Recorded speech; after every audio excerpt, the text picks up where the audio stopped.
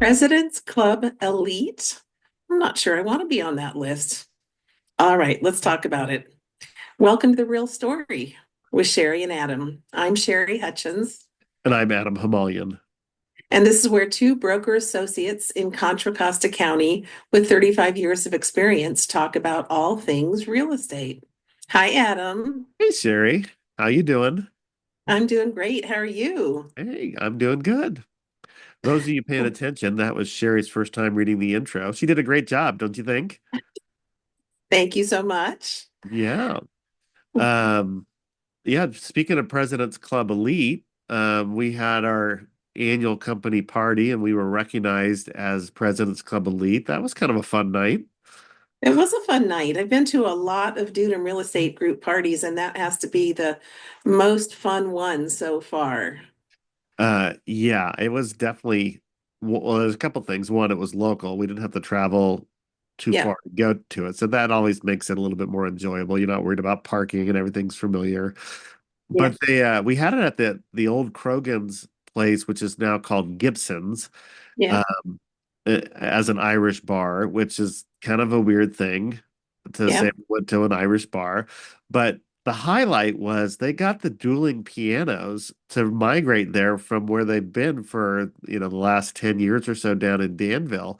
And that was really the yeah. star of the whole night, don't you think?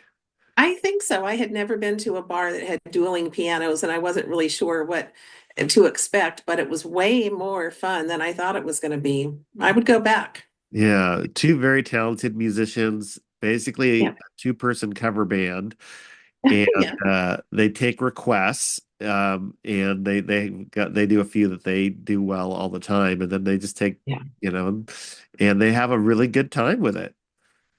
And the agents had a really good time with it. People really got into it.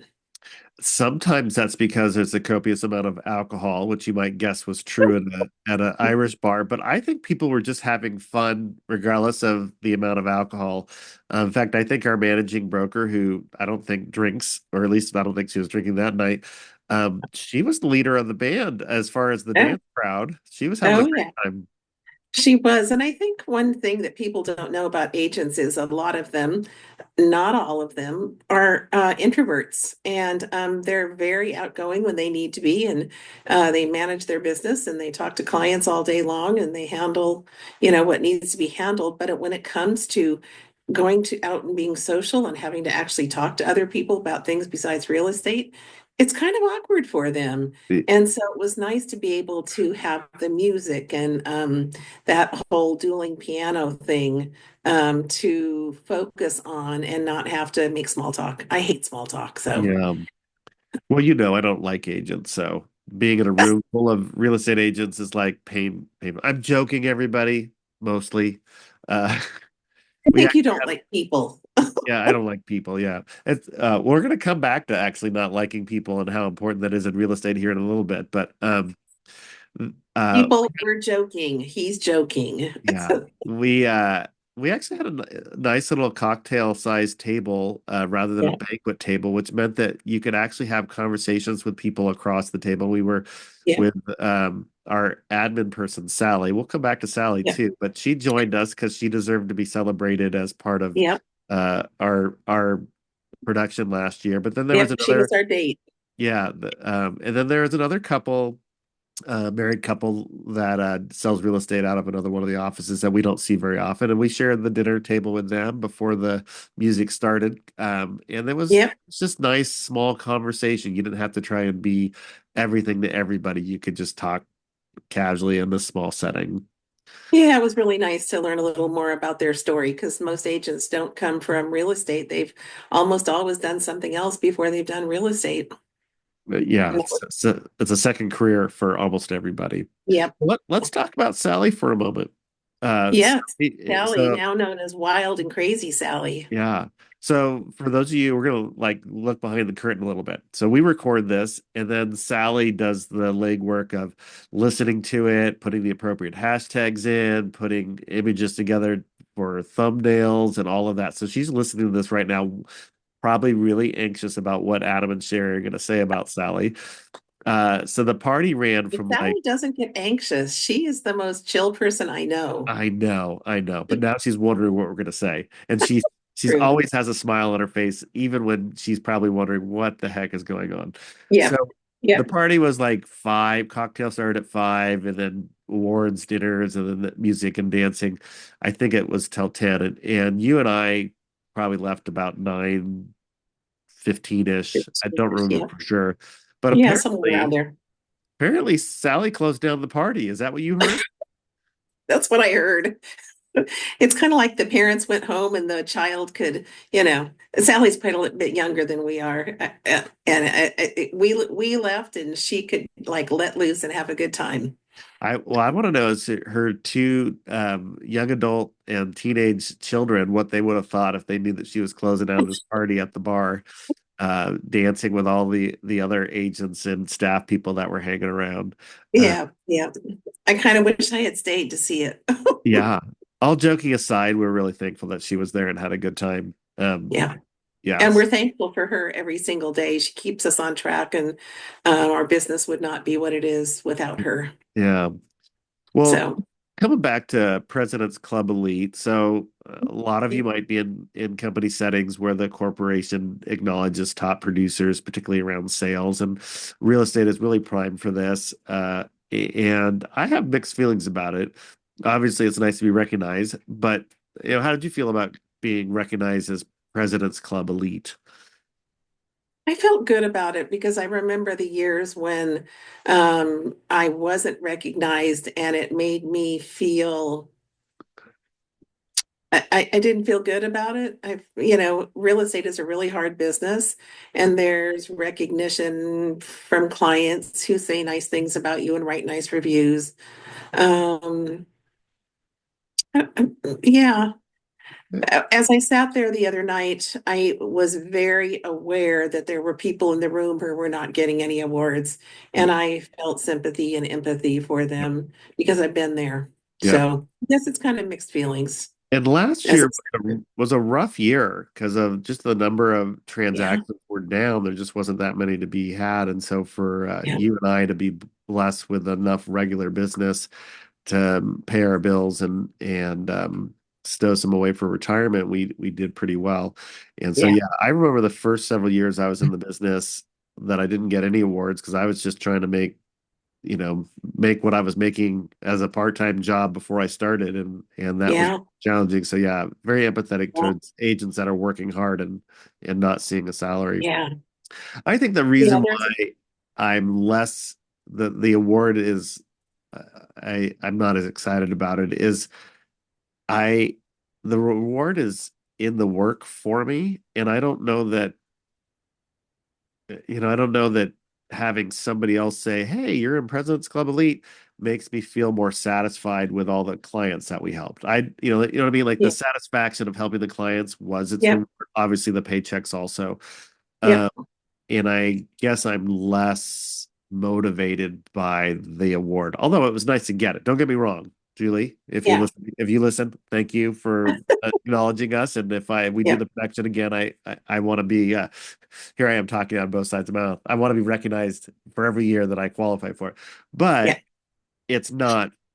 If I had to choose where you either can be good and help your clients, or you can get the award, I'd rather be good and be with our help our clients. yeah, yeah, yeah. This is a business that you get your rewards by doing things that help clients achieve their goals. Yeah. So, when we go out on a listing appointment, do you think that people choose us as their agent because we are part of President's Club Elite? I think it's kind of a throwaway.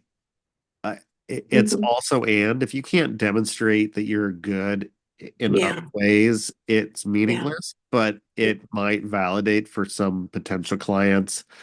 Oh, I hear what they're saying, and oh, look, they must have done something because they yeah, acknowledged. Um, but there's not really an imperative standard about what that is. It's just whatever the yeah, company in any given year decides needs to be recognized. Um, yeah, so I think that it's reflective of our work and our quality, but it's not in itself. I don't think it makes a difference. If you're not doing other stuff, I don't think it makes a difference. I think if you're doing the other stuff, then it can help. Yep, yep, I agree. When I think about hiring a quote unquote top producer, I always wonder if I'm going to get the top producer, if I'm going to get them for that listing appointment, and then I'm going to get the assistants and the cohorts instead of the top producer. But I guess everybody works differently. That's certainly not how we work, nor would I call us top producers by any means. We do plenty of business, but the clients get us and just us. So. Well, And that it doesn't brings matter us to our what kind of topic. awards we've gotten. Yeah, that kind of brings us to the topic today. We Yeah. it's going to sound a little self-serving, and if all of you listening, just bear with us because we actually do think that we're going to give you some helpful information. The reason why I say it's going to sound self-serving is that we're going to discuss a little bit about what we would recommend to a family member or a friend to look for in an agent if they were in another market. Yeah. Obviously, and they were in this market, we want them to reach out to us because we believe we can help them out the best. Yeah. Um, and so we just kind of like, what are the things that you should look for in an agent? Mhm. And what are, and maybe being President's Club might be on that list. We're going to talk about that. But I kind of want to, as an entry point, I want to acknowledge Sherry and the reputation that she's built over 20 years because it's very unique. It happened again just today that other agents who know what they're doing reach out to Sherry to have them help them list their own houses because for insurance and reasons and stuff like that, we're not allowed to list our own houses. So you have to Oh. find somebody else. So I'm kind of curious over the years, do you recall how many, because I can think anecdotally of a couple, how many different agents have asked you either to list their house or to cover their business when they're out of town? Oh gosh. I've I want to say 5 or 6 agents have had me sell their houses for them or list their houses for them. And at least that number, and maybe a little more, have had me cover their business while they were out on vacation. That really doesn't happen anymore. That was more when I was an agent who didn't have as much business, but I had a reputation of being able to, step in and cover someone's business for them. And, yeah, it was a huge compliment. Yeah. And Well, then it still is. Well, and a couple of those agents were really experienced agent, including your mentor, right? Yes, yeah. Like that he Yep. believed in you so much that of all the people that he could have trusted, he trusted you, which is really a big compliment. And Yeah. Well, the he one, trained me. He knew what I was capable of, right? yeah. Well, and the one today, the agent's spouse requested you. Is that true? Yeah, that is that is true. That is true. I think the agent would have, I mean, obviously the other agent thought of me too, but her husband said there's only one person who can do this, and that's Sherry. So I was, I mean, that's a huge compliment. This agent has 50 or 60 years in the business, probably. Well, probably 50. Yeah, let's not age her. She might hear this, then she'll not hire Exactly. She might fire me. You age me. I'm So not that old. I'm not gonna hire. anyway, I'm very fortunate. I feel Yeah. very complimented. Yeah. So, well, I'm glad I get to tag along on that. That's very fun to be able to serve our colleagues. Although it can be difficult to have a agent as your client.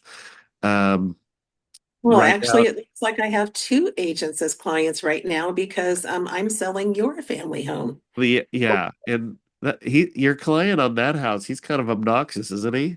Oh, He he is, yeah, he's kind of micromanaging and thinks his house is worth more than it really is and keeps asking me if we have any offers and we don't even have the house on the market. And I'm just kidding, but yes. actually, she's not kidding. I've texted her almost every day this week if there's been any offers yet. Yeah, the house isn't going on the market till next week, but I know.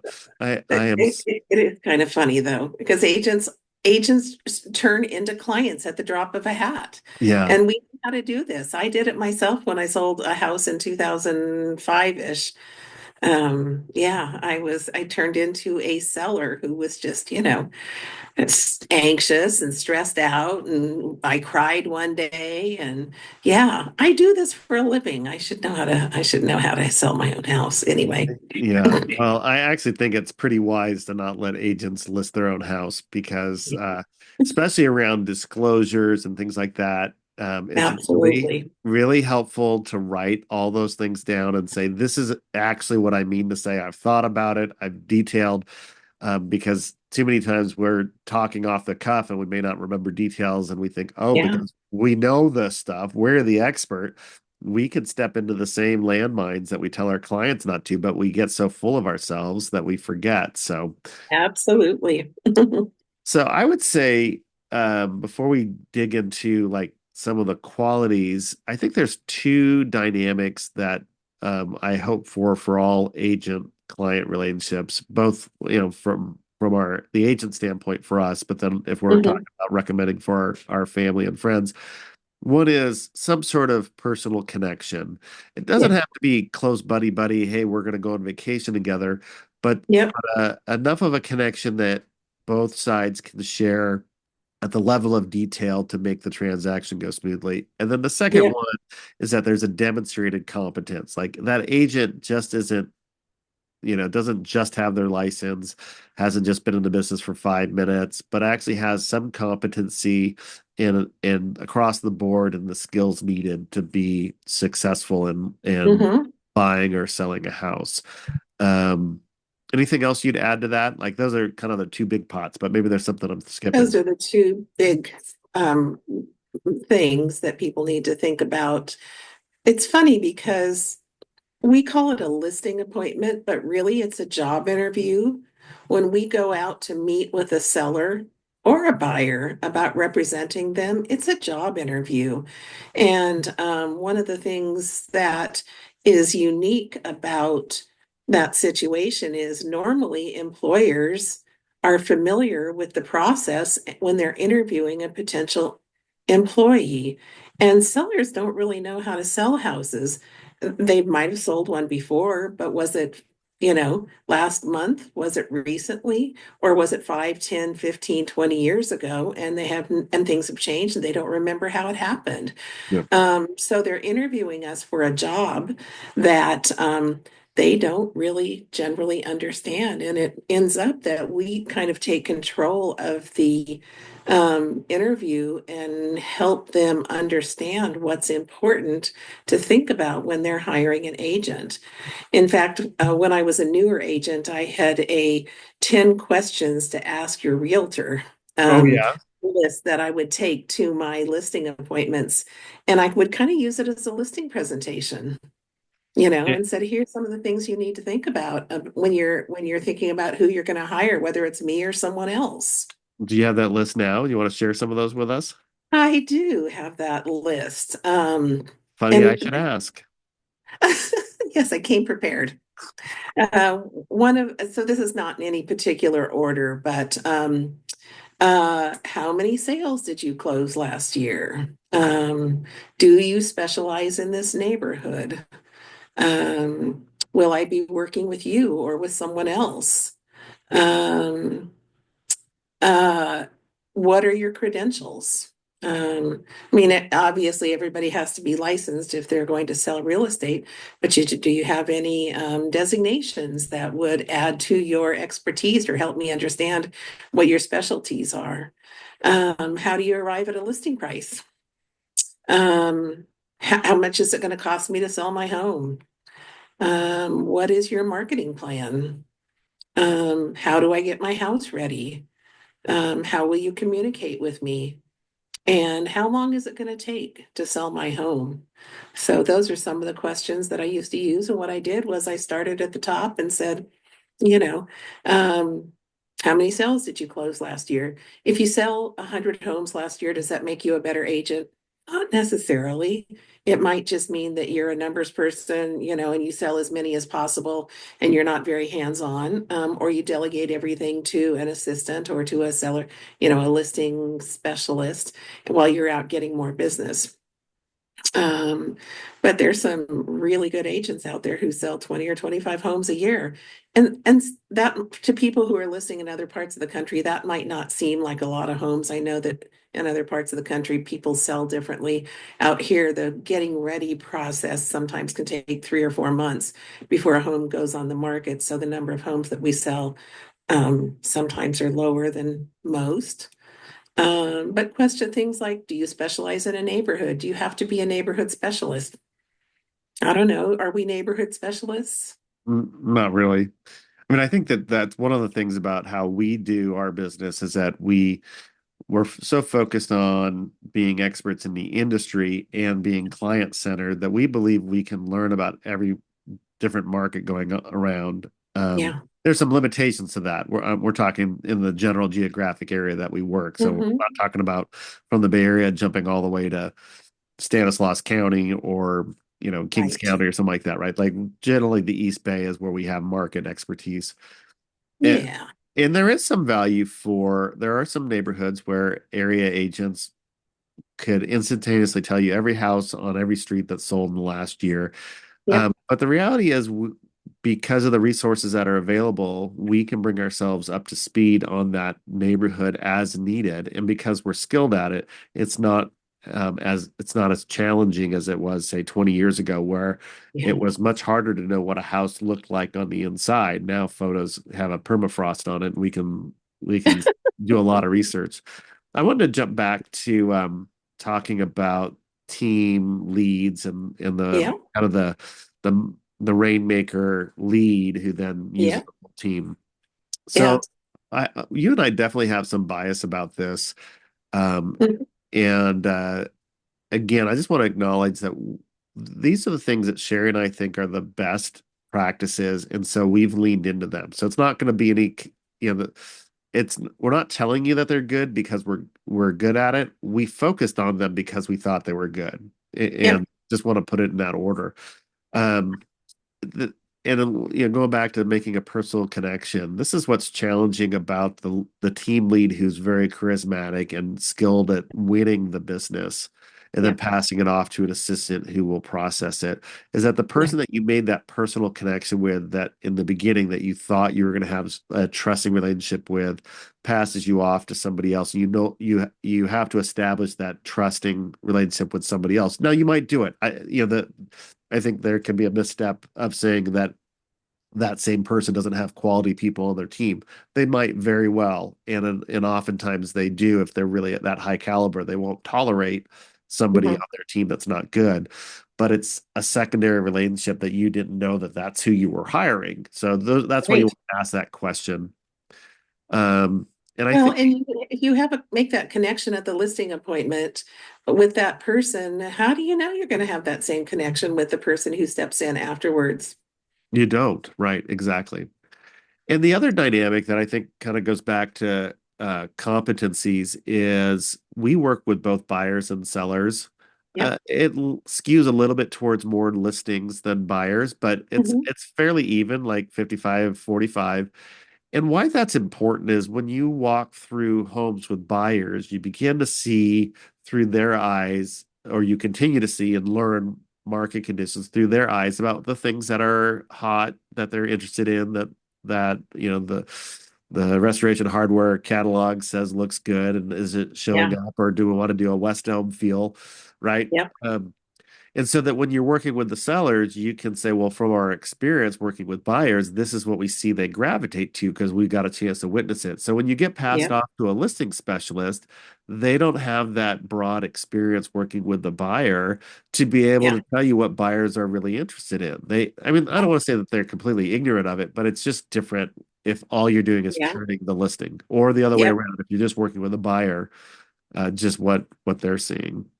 Yeah, if you're working with a buyer and they're talking about how to put together an offer where there's going to be multiple offers, you're able to explain to them when you're a listing agent, this is how a listing agent looks at an offer when it comes in, and help them, craft something that instead of having an agent set it aside because it's just not a good enough offer and there's nothing in there that can be countered offered to make it better, you can say this is what a listing agent is going to expect this to look like. I really think it's important that you represent both buyers and sellers to stay current in any market. Yeah. Yeah, absolutely. And that has to obviously that has to do with competencies as a agent. I Mhm. would say another thing I'd recommend, a question that people might ask is, what do you do to keep yourself abreast of the market? So we alluded to working with buyers and sellers, Yeah. and this goes back to the President's Club Elite and the big production. There's really no substitute for experience in our business. Every Yeah. transaction is a little bit different. Even after as long as you and I have been in the business, there's new things that come up on transactions all the time. You think about that one Oh, at the end of last year where we got named in a lawsuit. Okay, we were just notified that there was a lawsuit happening. We were not parties to the yeah. lawsuit. We're notified that a transaction we were working on came to a screeching halt. That's how Yes. that's how we were involved. Yeah, and there But was it some. was a huge learning process too, because I'd never been in the situation where the court had said, sorry, all things are on hold while we work out this problem between couple family members. And the title insurance said, we're not issuing a policy. We Yeah, can't guarantee that when you take possession, Mr. and Mrs. Buyer, that it's really going to be your house because we're not sure that the seller had the right to do it. And yeah, that's kind of like real estate 101, obviously, but there are some dynamics that were just new, we hadn't seen before, and it was yeah, really fascinating.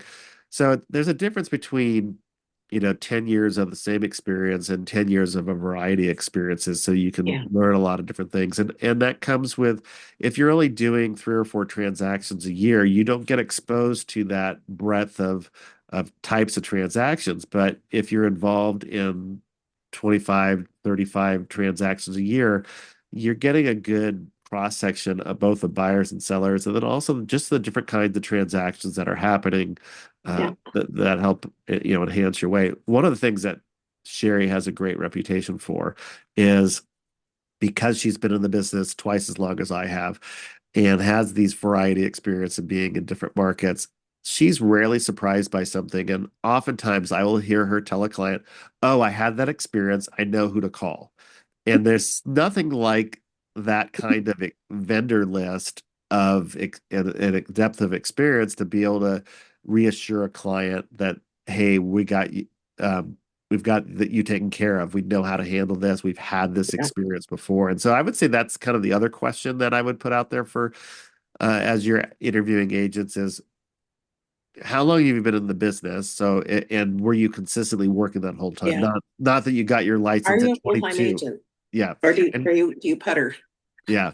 And what's your vendor list look like? Who are the resources that you can make accessible to me, whether it's property things like painting and whatever else, but inspectors, but also if I need a lawyer about something, do you have a lawyer that you could refer me to that you're on a good terms with?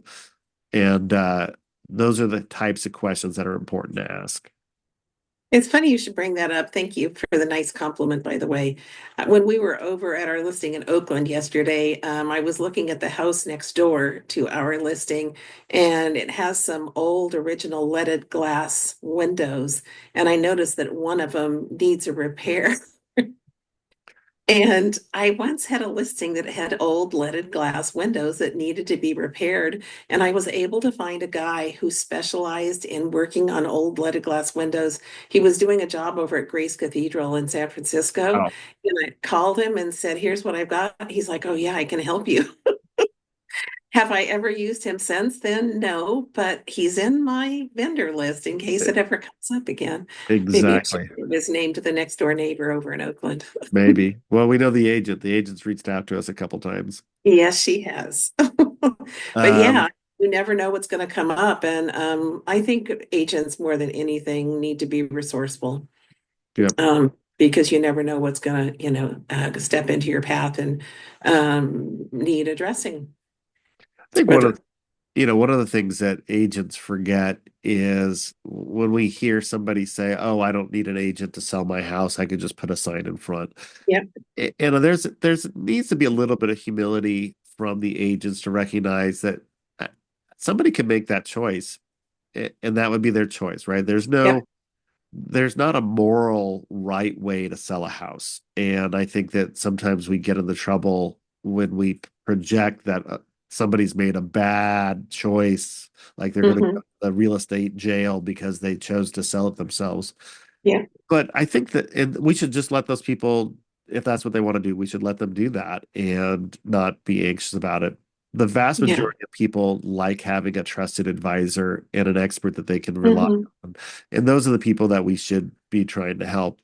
And I think that from the buyer or the seller side, those are the kind of things you'd like to hear from your agent is not only are they can they demonstrate their ability, but in the sense of trying to make that connection, do they have a certain amount of humility or are they going to force things on you? So one yeah, of the things that we hear people complain about is that my agent said I had to list it at this low number, or they said I had to paint the house, or I had to do X, Y, and Z. And so I think that as a buyer, client, or seller rather, either one, try to have that conversation with the agent. If I choose not to take your recommendation, what will that look like? Will you be upset? What if I don't have the money to do what you've recommended, or I'm hmm willing to sacrifice? What does that conversation look like? Will you be hmm upset? I think that your positioning of agents as trusted advisors is a really important way to describe what we do. We don't make decisions for clients. We give them our best advice, and then we hopefully have a collaborative relationship with them and help them come to the right decision for them. So we don't make decisions. We don't set prices. We don't tell them what they have to do. We tell them based on our experience what we think they should do, but ultimately it's up to them. And sometimes that's hard as an agent because we feel pretty strongly about our recommendations. hmm We've come through our knowledge hmm through lots of years of experience and sometimes some scars from past experiences. Yeah, But just being humble and recognizing that the client is really the driver and we are the wingmen. Sometimes they let us take the wheel for a while, and we should do that willingly, but just yeah, recognizing it's only been loaned to us for as long as it's needed. There is a yeah, top agent in our office, not our office, in our market. I won't mention them, but they're very good. They do a good book of business and they don't have that sort of flexibility. They force their clients, force might be a little strong, but they require of their clients to do certain things to prep their houses, and they require people to meet their system.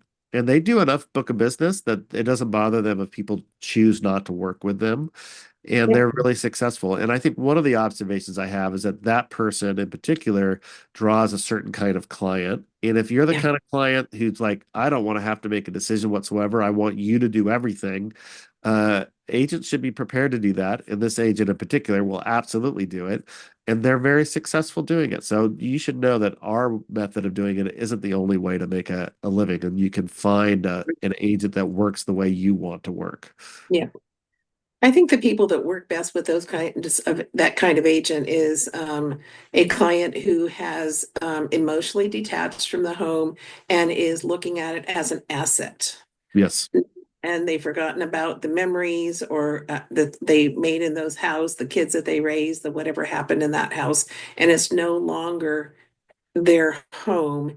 It's an asset that needs to be sold, and they're really ready to turn it over to someone who will do whatever it takes to maximize the equity in that home.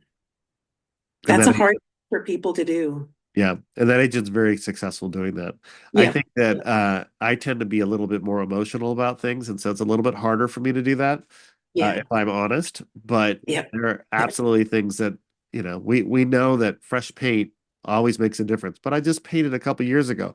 Yes, but yeah. there's little marks on every wall. The baseboards are scuffed up. We just want it to look like a brand new house as much as we can. And buyers love that. They Yeah. don't want to move into some place that feels like somebody else's dirt is still there. And so those are the kind of the hard conversations because the seller goes, "What do you mean my dirt?" Yeah. Sometimes it's not practical or quantifiable.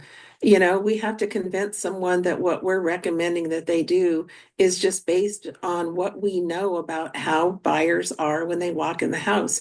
Someone asked us for some documentation or number. I guess it was a finance person, and Quantify she it. said, You want us to quantify it. he wants us to quantify it. And it's just like there's no way to do it. If I don't do this, how many fewer buyers am I going to get?